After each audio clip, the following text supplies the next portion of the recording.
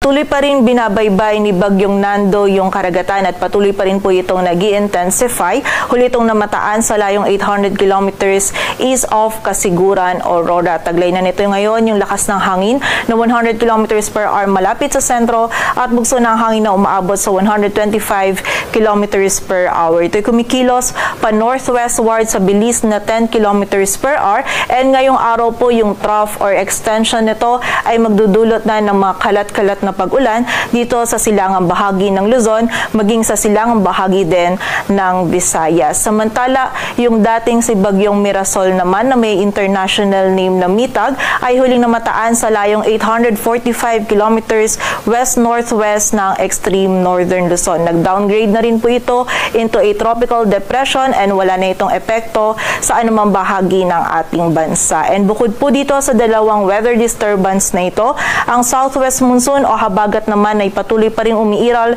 dito sa may western section ng northern at central Luzon, maging sa bahagi din ng southern Luzon at Visayas, kung saan ngayong araw ay magdadala din po ito ng mga kalat-kalat na pag-ulan, lalong-lalo na dito sa may western section ng central Luzon, maging dito rin sa malaking bahagi ng southern Luzon. Kaya naman po doble ingat pa rin sa ating mga kababayan sa posibilidad ng mga pagbaha at pagguho ng lupa.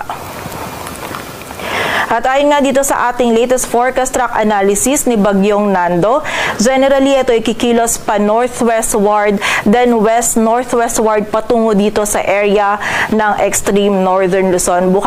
Simula po bukas na araw ng linggo ay magiging mas malapit na nga po ito dito sa ating bansa and ina-expect natin by Monday afternoon or evening ay lalapit or maglalandfall ito dito sa Batanes, Babuyan Islands area. And habang binabaybay po nito yung karagatan ay patuloy din po itong mag-i-intensify pa and within 12 hours ay posible po itong mag-intensify pa into a typhoon category and by Monday naman bago po ito lumapit or maglandfall dito sa may Batanes, Babuyan Island area ay posible po itong mag-intensify pa into a super typhoon. And mapapansin din po natin, no,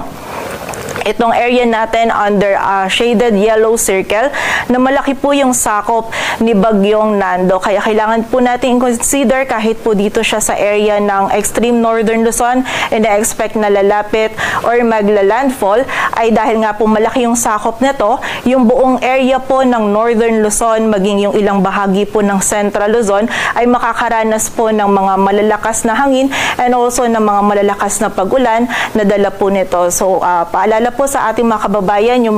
yung direct effect po ni Bagyong